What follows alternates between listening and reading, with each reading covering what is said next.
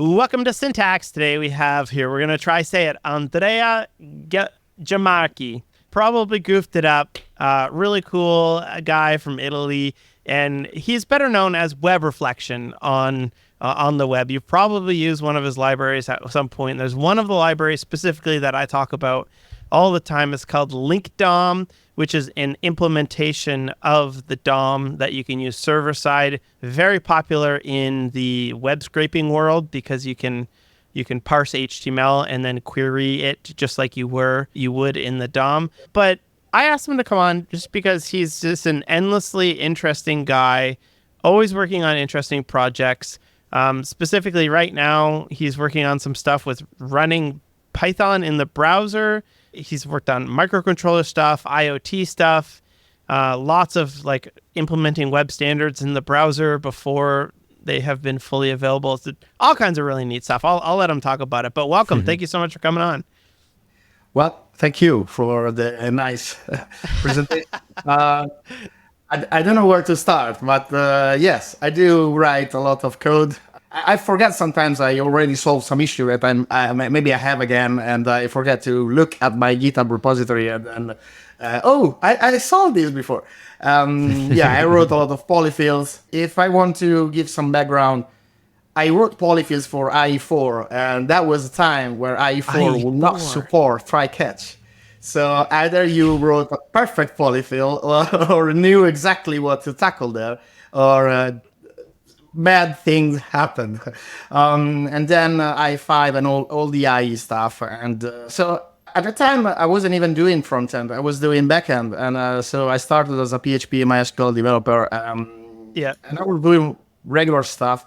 But then it was also the Adobe Flash or Micromedia Flash at the time as well before. And so I was learning ActionScript because it was the cool thing to do. Everyone wanted some magic animation or stuff like that from the web. And so I started providing bridges between there was a very weird and primitive FFI between JavaScript and ActionScript, but you could actually drive stuff from JavaScript to React and vice versa somehow. And then they were lacking standards, and so I started writing polyfills. So every time I write something, it's actually to solve a real problem I'm having. And it's not just for fun. It's because I need that. And when it comes to LinkDOM, because you mentioned that, at the beginning, it was because I wrote this UHTML tiny library, which is super tiny, super nice, and it makes you create reactive UI and by standards like template literals. It's similar to lit HTML or many others at this point. But at the same time, I wanted to have the same on the server. And so I thought, okay, I need a DOM implementation, and I started using JSDOM. And JSDOM started, sometimes it was too slow, sometimes the document was too big, sometimes I had these kind of issues. And I thought, okay, if I want to have a lighter DOM, what can I do? And at that time, I thought, let me remember what's computer science saying about linked list and stuff like that. And I created LinkDOM out of a pure experiment, and turned out to work really well. And it was actually pretty fast too. So I wrote it to basically solve two issues I had. I wanted my test for UHTML on the server to be super fast. And also I wanted to have the real thing on the server too, so that if I have a page that the user already requested out of a session or anything, I want just to change some data or update the list, and just boom, if you ask that page again, it's there, and just the minimum amount of changes happen behind the scene on the part of DOM. And that also worked well. But then the library became somehow popular, and people started asking more and more and more. And I was also interested into adding custom elements, which were nowhere in JSDOM at the beginning. I don't know the current state, to be honest. And so it became more standard than initially it was meant to be. I mean, I didn't mean to write a replacement for JSDOM, but a lot of people are actually using it for all sort of stuff, all kind of stuff. And to me, it was actually great because it means it works, but at the same time, a lot of responsibility on my shoulders. No kidding. It's one of those projects that sort of just got like, I think sort of runs away. It gets really popular because I didn't even realize like the reason you had written it so you can write custom elements or web components. the reason I found it was because I needed to run JS DOM in a Cloudflare worker. And at the Yeah, time, yeah. JS DOM didn't run in a Cloudflare worker. I don't know if it does anymore, but it was many years ago, and I probably install it at least once a month. It's better than that. You can use basically. So the idea was this isomorphic dream between writing code that runs everywhere, front end, back end. And the thing is that there is a worker dedicated export, and that runs in web workers, meaning that it runs also on service workers. So you could have an entirety runtime dynamic thing, offline dynamic thing that runs out of service worker, and you just create and generate DOM with the same as a response with the same exact code and logic that you had on the front end, and so you can validate on the front end it works, and you can test on the back end too. There is one little caveat there: the hydration story is still not fully implemented in UHTML, because every time I try to implement some huge library or framework, it comes up with a different idea of what hydrations should be. So Solid.js, React, they all are doing hydration in a slightly different way, but still the goal is the same. You just provide the minimum amount of HTML that works, hopefully even without JS, but then you need to hydrate only the parts that need hydration, like events, listeners, and list dynamic stuff. You don't want to re-render the whole thing. Otherwise, somebody from the DOM standards or web standards will kill me if I do that. But I'm doing that because it's so fast to use HTML. So I'm just okay, page is there. I can re-render everything, and boom, it's there. But that can be a problem if the document is huge, or especially if you start typing in an input. I don't want to lose that thing keep going on. So I don't want you can't destroy all that. Yeah, you don't exactly. So, and also you already scrolled, and re-rendering might mess up the scrolling. So all these kind of things need more attention from my side. But right now I'm focusing on something else. And so I wish I had infinite amount of time to solve all the things. But PyScript is the current project I'm working on. All right, we'll talk about that just a sec. Scott's gonna do an ad read here. Well, before we get into that, it's been 2 minutes into the show. We already had the words ActionScript and Internet Explorer 4, which is incredible. I love how you said that you created this to solve your own problems. That's something we talk about all the time, but my problems most of these days are with bugs in my code. So if you have bugs in your code, head on over to Sentry.io, because it makes it super easy to solve all of your errors. It tells you where the error is, and it lets you fix it effortlessly. I'm just adding in today, Wes, I added in cache support, so you can see cache hits and misses with our Redis cache, because we haven't had that in there, and that's been a little feature of Sentry for a little bit. Yeah, so I just added that in there. So if you want to be able to solve your bugs and solve your performance issues, head on over to Sentry.io/syntax, sign up and get 2 months for free. All right, now we can get back into it. Yeah. So first of all, where do you work right now that you're able to always be adventuring on the? I picture you as a guy who's sort of on the edge of what's coming. Browser standards, new things that are happening. Often you're writing code so you can use the new things sooner than they're available. That's a privilege, to be honest, and I love it because I get to work with the most recent stuff, and honestly, the PyScript project is about working with the most recent stuff, because you can name any modern web standard and we are using it. So like atomics, shared array buffer, workers, service workers if needed, remote WebAssembly execution. It's crazy. So we're doing stuff that I don't know any other project that is covering this kind of putting together all these kind of technologies to do what we do. And it's not just us, to be honest. We are using WebAssembly-based interpreters like Pyodide and MicroPython. They have their own community, their own effort, and they integrate so well with the browser that you can manipulate the DOM directly from Python. And that opened a world of possibilities. And also, it requires some orchestration when it comes to garbage collection, because we don't have yet in WebAssembly world, we don't have a central garbage collector where the browser can hook into, and any other WebAssembly targeting programming language can also use to understand who is using what, when should I erase that thing from the Python side or from the JS side. So we also use finalization registry. Let me stop you there. You're running Python in the browser. That's what you're working on right now. This thing called PyScript that can run Python in the browser. Like we'll get into how you do it in a second, but let's talk about what it is and why you even want to do that. Okay, so the why it doesn't come from me, but I work the reason it comes from the company, which is Anaconda, and they are huge in the Python ecosystem, and they provide toolings and stuff.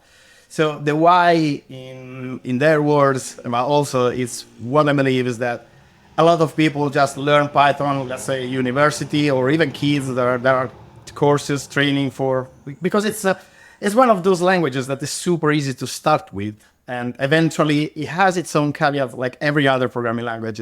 And if you want to really go deeper into all the details, there are messy things like in JavaScript, as we know. And but yeah, still is super known and is one of the most learned programming languages out there.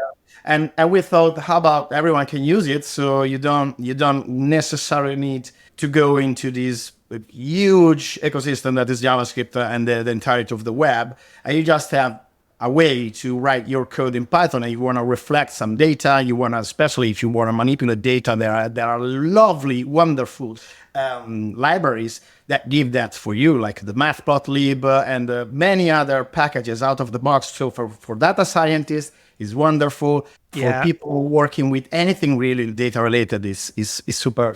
They actually know what they're doing. Maybe if I have to write a demo quickly, I don't know what I'm doing because I'm not really into that data science, but they are, and they find themselves instantly able to provide a web page that anyone can see and crawl the data or click something or something. Or I've always been impressed with the Python ecosystem because it's huge in people learning to code, right? It's not just like JavaScript is huge with web developers, right? Where Python is huge in data science. It's extremely huge in AI right now. You know, like most of the entry to AI stuff and most of working with AI models is done in Python, right? We've talked about being able to run it in JavaScript and interact, but if you want to get bare bones to it, most of that is done in Python. So it's quite the ecosystem. We're getting there. We're getting there about AI. We're missing, so still, because we are working on most modern technologies, we are missing just a more widely usable web GPU API, because otherwise we cannot run models. I mean, we could run models by other means, but it's not going to be nearly as fast as web GPU. No, I was playing with some web GPU versus WASM implementations the other day, and it's so much faster with web GPU, but it's still early days where you can't really use it yet. There is Chrome and Chromium and Edge. They are shipping a Chromium thing, which is AI namespace, their own thing, and then you can create that. You have to download. So there is a setup to do first, but then you can use directly their own, is it Gemini Nano or something like that, a model that you can query and ask things, and he answers back. I wouldn't say it's like ChatGPT. He answers in Markdown, actually, and that's also fun because you can get that Markdown shown on the page, and so you could create something like a little chat where you talk with a bot. But it's early days, like I say. Yeah.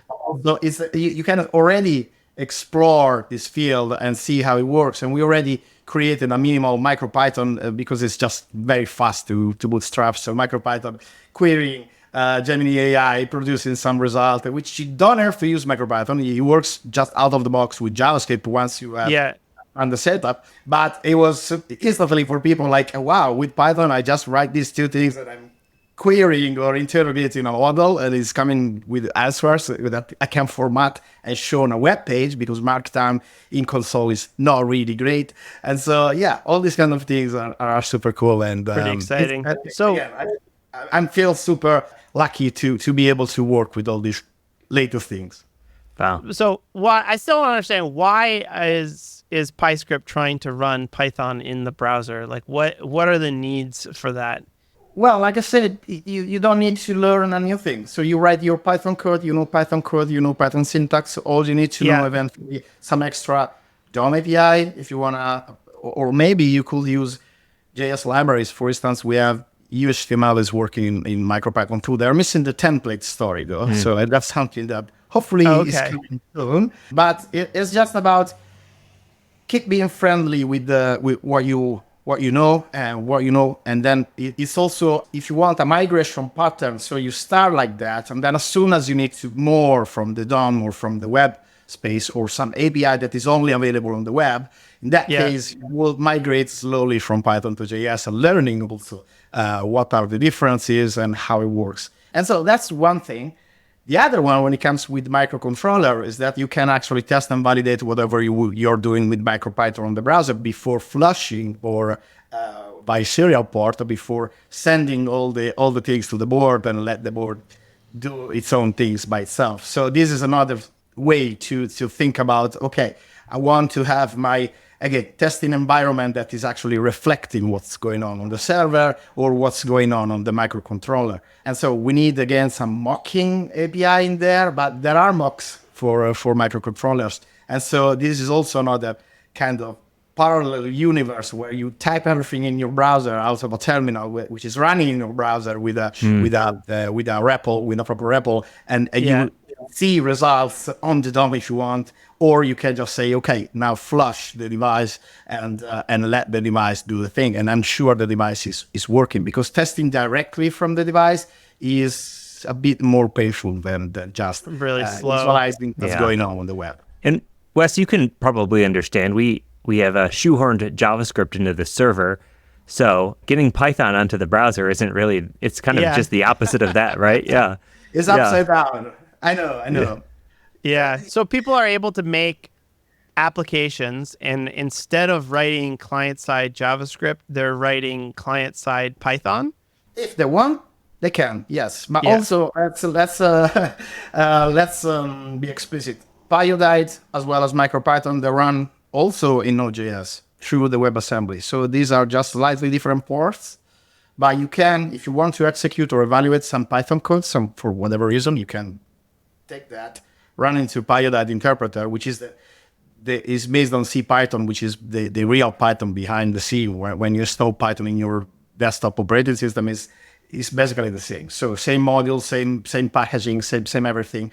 You could do that too. And I think I don't want to make names because I don't remember who exactly is doing that, but there is some cloud that is offering also Python as a worker, and so you can just bootstrap your worker, and that's going to run on Pyodide, which is still one of the interpreters we are using. So again, you can have that, and eventually you could use that also, let's say, with a service worker and create your offline application that is still using Python behind the scenes. So again, if you wanna do that, you can do that. And the funny thing is that PHP is producing a WebAssembly, and I already played with it. It's funny because the echoing needs to be appended as inner HTML or adjacent HTML on the page, but it works. Yeah. We have R, we have the WASM, which is Lua, and so we have a lot of programming languages that are actually targeting the web. It's for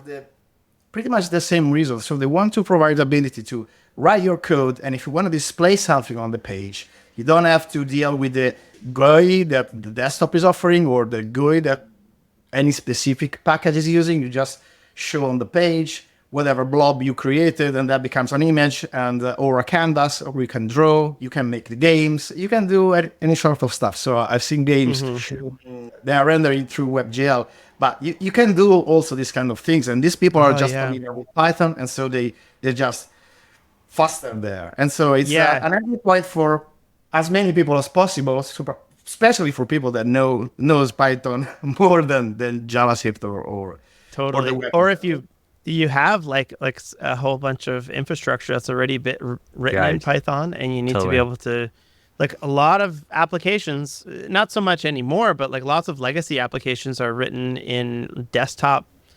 They might be written in Python, right? And then all of a sudden you need to be able to run that. You need to compute something in the browser, right? Like maybe it's a complex mathematical equation, and you don't want to have to rewrite that implementation in JavaScript, because now you have two things that you're sort of trying to maintain. So you can just run it in Python in either in your Node app, right? Like our main app is now in Node, but we still have to kick out to Python for some of these, or you can run it in the browser. Or in your mobile phone, because it works even there. So. Oh yeah. So I'm curious about how you do this. Like you mentioned, there's Pyodide, which is a Python distribution for the browser and for Node.js via WebAssembly. Can you explain first, for anyone listening, explain what WebAssembly is, and then second, like how you're able to run different languages inside of JavaScript? Right. So remember, I started talking about ActionScript.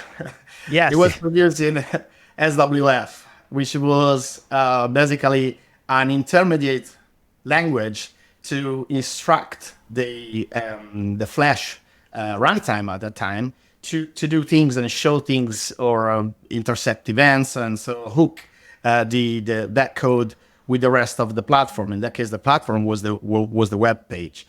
WebAssembly is very similar in concept, so you don't really write it manually, but you can target it as a runtime. Let's say it's an intermediate runtime that then runs in the browser, sandbox, and everything. So it has a lot of, it's secure. Let's say you're not just spawning a Python thing that could do whatever you want on your server. You're just using some memory. You allocate some memory to run this WebAssembly runtime, and so it's supposed to be as fast as native compiled languages. Unfortunately, that's not always the case, because there's some specific CPU extension that maybe is not usable or is not always available. And so these kind of things. But basically, your code becomes a list of instructions, and your code has to be, let's say, native. So scripting in WebAssembly makes very little sense. But anything else that either has a very tiny and simple GC model, like Go. I think Go can produce WebAssembly, Rust can produce WebAssembly, pretty much C, C++, and every other all you name it. So any native language can target actually WebAssembly, including Python, which is C Python behind the scenes, so it's mostly C programming language, and also MicroPython, which is also, I think it's C, because it can produce a super tiny, like in terms of few kilobytes, and you have a whole environment in MicroPython where you can interface with the sensors or displays or do whatever you want, and buttons and everything else. And so the WebAssembly in this case is portable, meaning that you could use the exact same WebAssembly blob and run it through the browser or through the server. It can be Node.js, it can be anything else. What this is doing, this WebAssembly, is exporting a module, and you define what functionality your code should expose to the outside, which can be usually pointers, buffers, integers, floating points, or so. And you can communicate in and out with this module, which is at that point a WebAssembly blob. But also, cool enough, you could have source maps for WebAssembly, so you can actually have an idea what's going on. Although debugging WebAssembly itself is something that, fortunately, I don't have to experience, but I'm sure people in Pyodide team, they do that at some point. Yeah. And also, so with WebAssembly, you're saying you don't need to create like a x64 version of something like for example, we use FFmpeg on the Syntax website, and a WASM implementation of FFmpeg. It's a little bit slower, but the benefit to using the WASM version is that it would run in the browser, it will run in Node.js, it will run on the server. I don't have to worry about where this is running, where normally you'd have to like make sure you install the correct version on that operating system. With WASM, it's just this WASM package. It downloads the thing, and it can run it absolutely anywhere that WASM is supported. Yeah, and also any architecture. So that's also very important, because on the browser, you just produce a WebAssembly. You don't care if the browser comes from macOS, is Windows, is Linux, is anything else that you might think about that. So that's a huge advantage. So it's very portable. That's for sure. You need a WebAssembly runtime able to understand what's going on. But I think browsers are pretty well aligned in there. So we never had surprises where some specific WebAssembly thing or method exposed by the WebAssembly wasn't working somewhere else. So it always works. So that's a huge win, I think, for the format. And like you said, it's not as fast as C++ or C, but it's close, you know. So it's a matter of trade-offs, I would say. And also maybe the WebAssembly final blob is not ideal for the web because it can be huge. It can be in order, like SQLite, I think is 280 kilobytes. But if you think about how much you can do with that, it's nothing. It's nothing. Yeah. And the first time, if your metric is how long it takes to have that thing running already in my browser for the first time where there's no cache involved or anything, well, it's going to take longer than you want. So that's another thing they are working on, I think, which is the ability to have modules in the WebAssembly system. So you can have, instead of having a huge blob with everything in it, you can start sharing modules, and so the caching system works, and so you have pluggable and composable blobs, which would be huge, I think, whenever that happens. What's the most exciting thing to you, I guess, about WASM? You personally, not necessarily professionally. Right now, I'm not targeting WASM, I'm just using it. So for me, it's a huge thing that I can do that. My favorite thing, whenever that happens, is that it will be the somehow orchestrated or distributed garbage collector. Because at that point, it doesn't matter anymore what programming language you are using, because they can all communicate through this thing that can orchestrate memory for all the parts. So at that point, you don't need all the complexity that we have right now through shared buffer is for another reason, but the finalization registry down to the fact that you need to track manually what's going on, what's coming from the other word, what should be kept alive in your memory and what should be released, or when you release something from your memory should communicate. So this dance can be, if you think about, especially if it's done through WebSockets or through client-server communication, in the long session, it can get lost. So you don't want that. You want somehow a way to understand when things can be freed from all the sides, and that should be probably a WebAssembly thing or feature, but it's not there yet. So that's the thing I'm most excited about, because I think it will make a lot of people happier, and there will be less war again between programming languages, because everyone can write something that target that and can expose functionalities through that. And so at that point, it's just a matter of orchestrating a bit less and still having full freedom in which language is doing what, and it will become some sort of the universal intermediate thing for everyone. And so, yeah, that's to me is exciting. But at the end of the day, everything I'm doing is exciting because it's really writing with the most futuristic things I could think about 10 years ago or more. And so for me, it's still, and still a constant learning curve, because it's new and changing pretty fast. So yeah, these are all the things that interest me. So never boring. We just finished up an interview with the folks from Prisma, and they were explaining how they built their database engine in Rust, and then they access that via WASM. I'm curious if you have any other examples of something that someone might not understand is using WASM in their application. Well, I mentioned SQLite, and I'm using SQLite in a way that you can. It runs in memory, of course, but because it's SQLite, you can also ask to give you a snapshot of what you're doing. Yeah. And if you have a way to store that, let's say IndexedDB, you can have an entire offline web application capability, because you have a database which bootstraps with the data that you saved the last time. And then whenever you update data, you save it back, and it's all local, and also it's persistent. So at that point, you have a huge advantage of using WebAssembly, because you have a full database and your relational database that you can use, and you have all other bricks to connect and do whatever you want. Replication, maybe it's for SQLite as WebAssembly is not a topic, or it could be, but it's going to be more complex than it's needed. But for specific things that can run as a standalone web application, or anything website related, where you have your own IndexedDB as a user surfing that thing, and you can query and you can update and you can change stuff. And so it's super powerful if combined with something else. by itself, WebAssembly does nothing. So that's the thing. You need to have a use case for that specific technology or that specific project. Like for database is obvious, but then there are or FFmpeg. So you don't have that on the browser. So you want that, and that's another use case. But surely it's not just a magic wand where you can do everything in WebAssembly, because sometimes it makes no sense to have everything. Yeah, it's 25 megs for anyone listening. Like that's huge. You would really have to think, okay, I'm building like a desktop video editor where I don't feel like shipping a version of FFmpeg, so I'm going to run it through WASM. So it's, in our case, we use it server side, so it's not that big of a deal. But if you were to download 25 megs in the browser, that you would have to be very sure that would be worth it. But maybe there are other use cases like Electron or those apps that you ship and embed a web view, and with the web view you can do all these things, and things are already shipped within the installation. So the first time you install that is the time you already have all the things in it.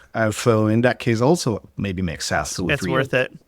So you mentioned WASM runtimes. Any thoughts on WASI, which is this idea that, or maybe you can explain what it is. Are you familiar with WASI? So I know that it's a slightly different target. So it's like mscripten, which is usually the tool that people are using to produce WebAssembly. Mscripten, as far as I remember or know, it targets WASM, but Ruby targets WASI. I mean, it's probably a huge detail behind the scene, but from a consumer, it doesn't really change much. So you're still loading a module as a blob, and you use those functionalities. So from user perspective, or from my side, when it comes to interpreters, I can bootstrap Ruby as well. And I don't do anything different from bootstrapping Pyodide or MicroPython or WASM or Lua and R and or even PHP or QuickJS. I don't do anything different. So it's something that, I'm sorry, because I'm not answering, but probably because I don't know all the details behind the scenes. So I cannot provide a proper answer. I'm just saying, from a consumer perspective, unless there is a huge advantage in speed and size, final bundle size, I'm not sure we should care too much about it. Okay, that's a good answer. So I'm curious about IoT, Internet of Things, right? And you mentioned microcontrollers earlier. What's your experience working with those types of things?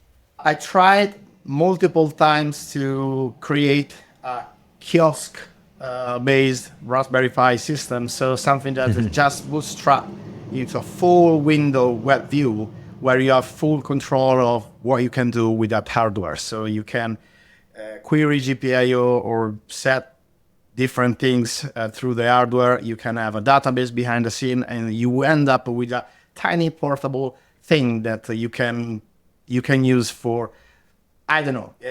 Right now, IoT that you for consumers is something that you see a panel in your light switch, and the panel says something, or even the temperature. So that's interesting and cool, but I want to have full control of the whole hardware behind the scene. And so with the Raspberry Pi, it's pretty easy, or any other board, to be honest.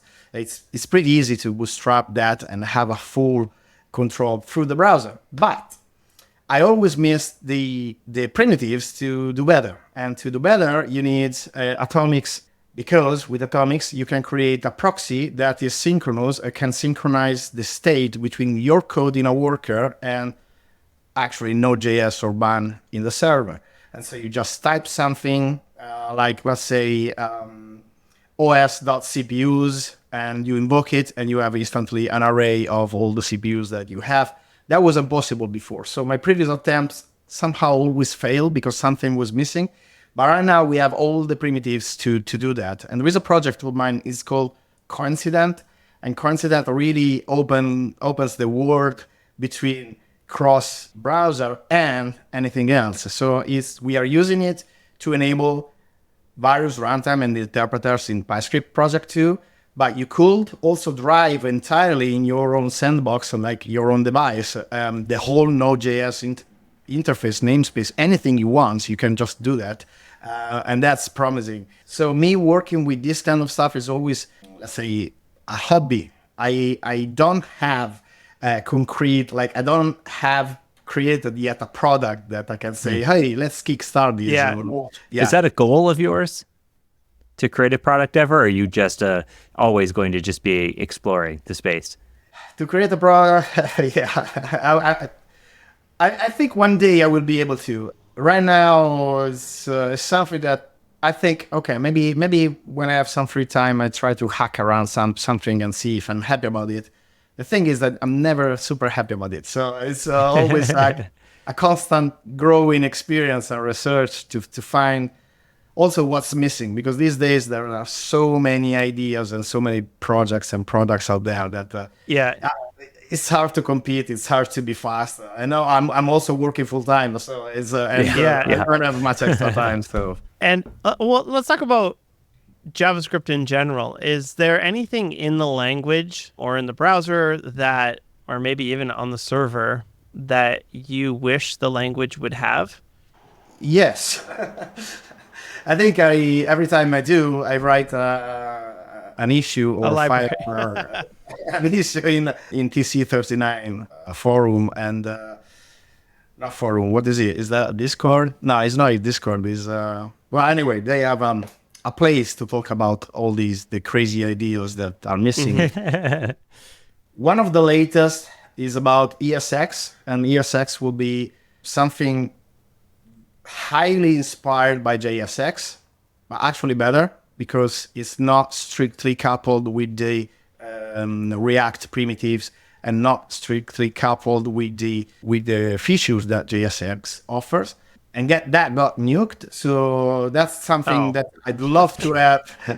You got me really excited for about a minute there. Wait, hold on, what? Yeah. There's rarely a happy ending when I propose because I don't know, maybe it's me the way I propose those things. I don't know, but to me it was super clear that everyone loves JSX syntax and the fact you can just write trees. It doesn't have to be necessary. It doesn't have to translate into HTML. It can be actually anything.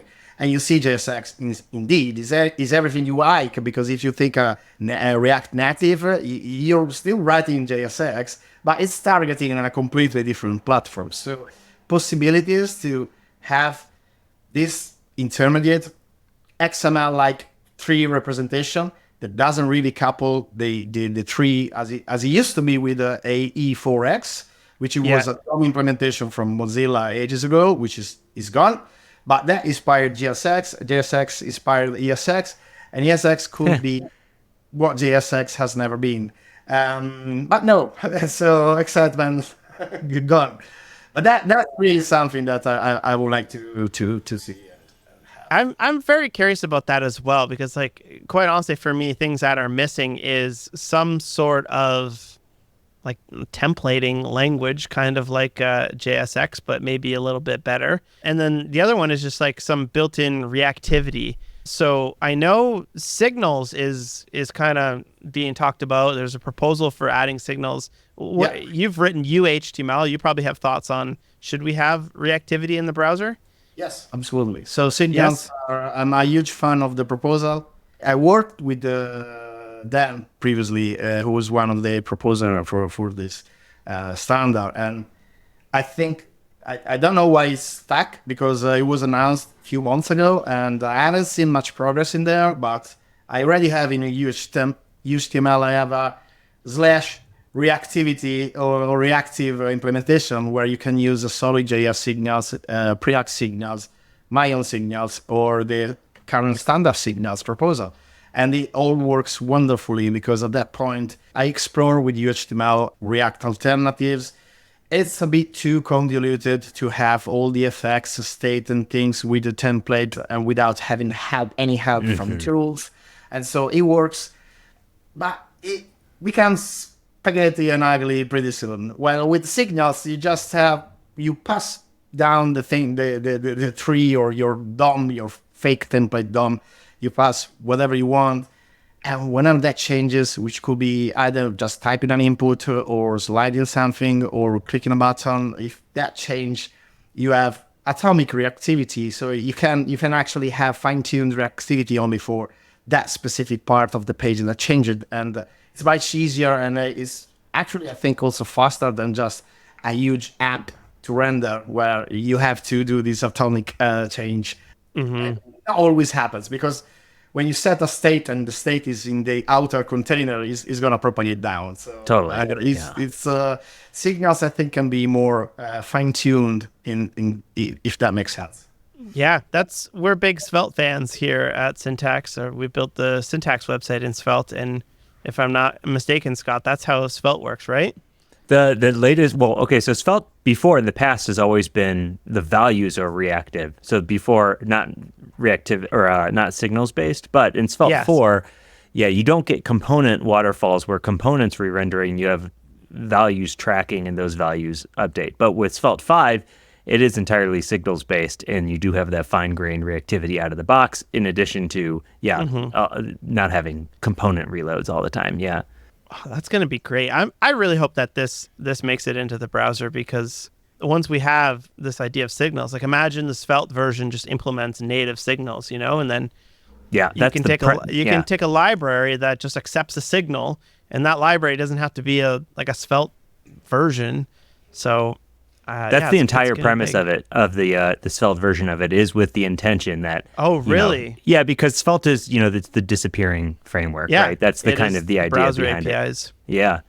What are your thoughts on a server side? We're seeing a lot of standardization on web request, web response, fetch APIs, things like that. Do you think that's the API to write servers? Do you write a bunch of servers? Have you in the past? I'm sure you have.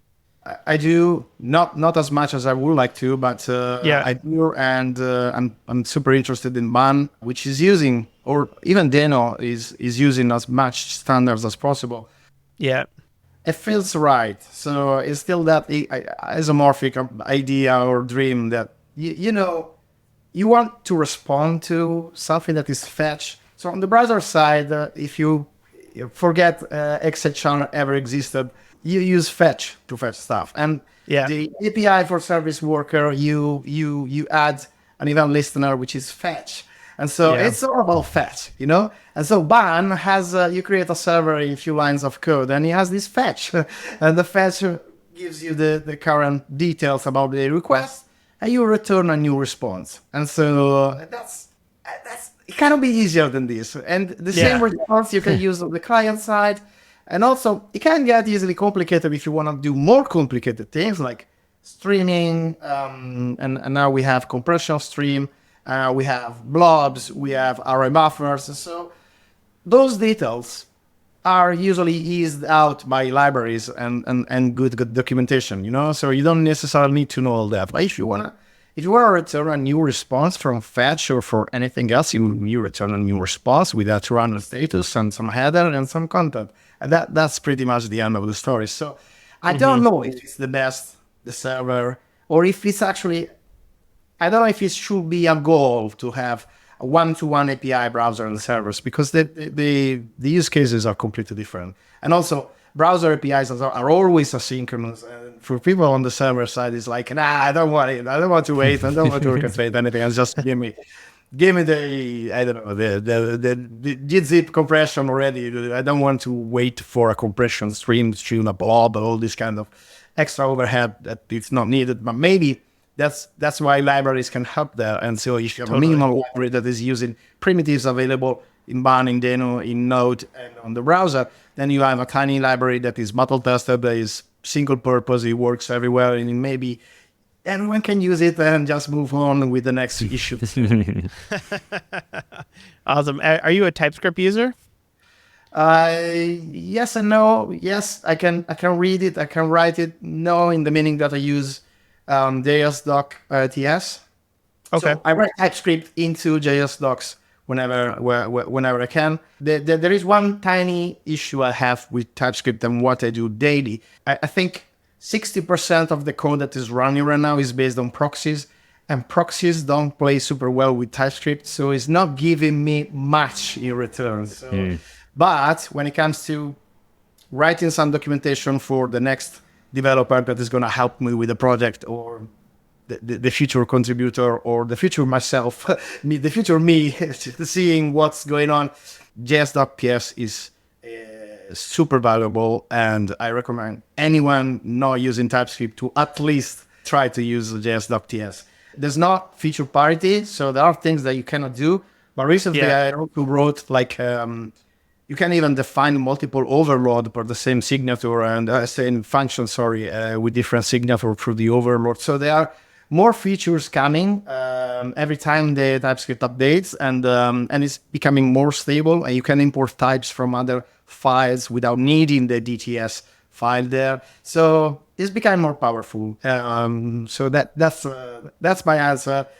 Yes, it's wonderful when it works, but it doesn't give me much in terms of feedback when it comes to proxies. It actually makes things more complicated. So I just want to write my little JS doc that the compiler might complain that some instruction in my documentation is not perfect. Yeah. And sometimes I don't care and just move on and test stuff that it works, and that's my flow.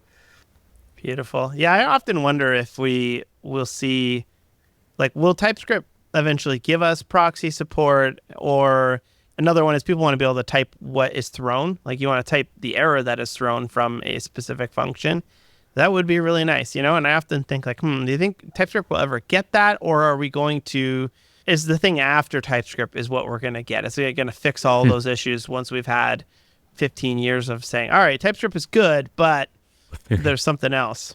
There's also a proposal in TC39 about types embedded in JavaScript, but it's not nearly as powerful as TypeScript is right now. But that will be something. And I think Node.js already shipped with a special flag where you can just enable type hints. I don't remember how they called it, but it's basically you write, it looks like TypeScript, but then it's not using TypeScript to transform. It's just ignoring those hints, and the code executes as if they were never there.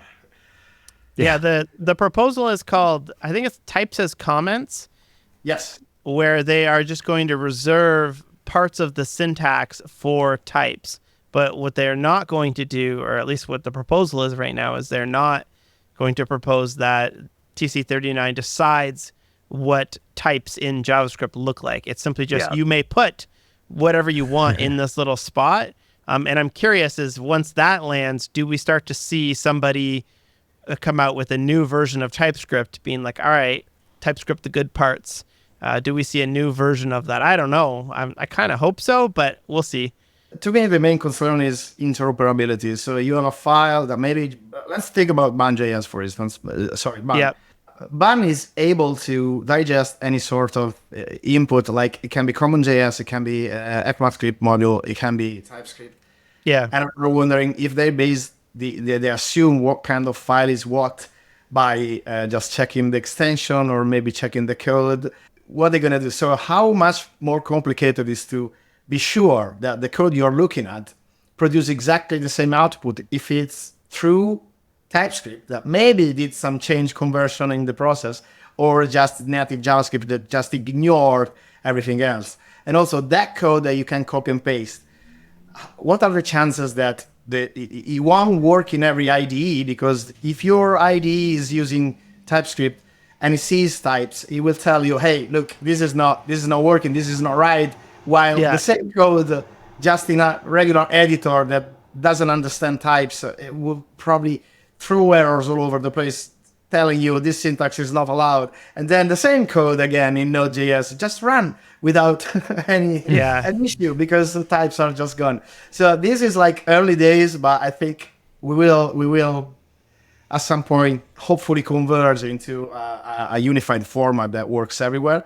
But it will be sketchy at the beginning, I think. IDEs and all configuration and all the kind of ESLint rules, this kind of stuff. And that's my main concern. Everything else is awesome as long as it moves forward, and it's cool that Node.js is playing this testing platform right now for that feature, and TC39 probably is happy about it. So totally. there will be feedback, maybe. Yeah, absolutely.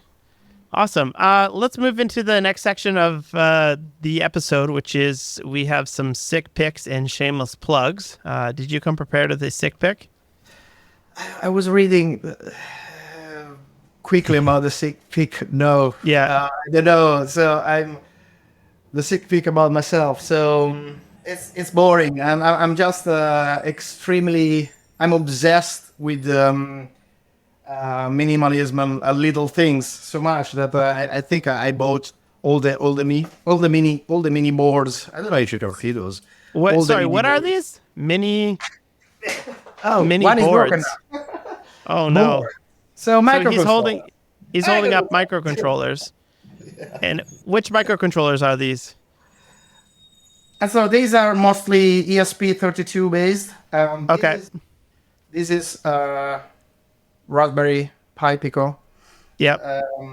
Sorry, Raspberry Pico, not Pi. This is Arduino Nano. This is awesome. It's so tiny and it has everything. So it runs MicroPython. He has an LED where you can do things with different color because it's RGB LED, and it has a Wi-Fi, so you could use these as even as a tiny WebSocket server, or I don't know, and you could connect to anything else. And I love little things like these. So this is you won't gonna read it, but this is a SD card with 400 gigs of Oh my memory. gosh. It's stuff like that. And my dream is to have one day. This is a Pi Zero, so a Pi Zero with a tiny screen where, like I said, where you just bootstrap it, you start clicking things, and it tells you whatever you want, or you just connect to the TV and you watch something, or I don't know. I'm a maniac of little things, and I'm collecting too many little things. But I love that whole area. I've dipped into the whole microcontroller thing myself a couple times, and we had Nick Herr on Syntax episode 628 talk about specifically running JavaScript on the ESP32. It's a wild world. If you ever need another hobby, certainly that is an enjoyable one to dip into. there is an Espruino project which is running on the microcontrollers too, and that's super cool. But unfortunately, or fortunately, I don't know, MicroPython is running everywhere, literally everywhere. And we have students at Tufts University in Boston that they're building with PyScript and MicroPython with microcontroller, and they're playing around with the Lego Spike, and it's so fun because it feels like stuff for kids, but if you know a little bit of programming, it becomes instant fun for everyone else too. Yeah. That's great. Awesome. Yeah. And the last thing we have here is shameless plug. What would you like to plug to our audience? I rant way more than I should on Twitter, but that's where I read a lot of stuff, and sometimes I make some decent comments, not always though.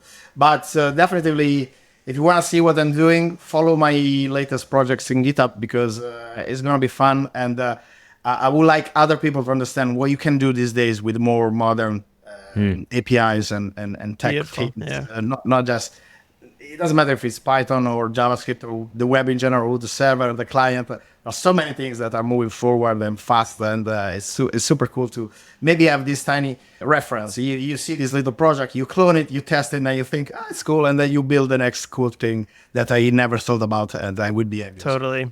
Yeah, that's what I like about following your GitHub and your Twitter, is just you're always looking at what does the future look like, and digging out these little nuggets of interesting things. So yeah, certainly check it out. We'll put links in the show notes as well. Awesome. Thank you so much for coming on. This was fantastic. I learned a lot. Amazing. Really excited about just everything, and appreciate your time. Thank you for having me. Yeah, it was great. Thank you so much.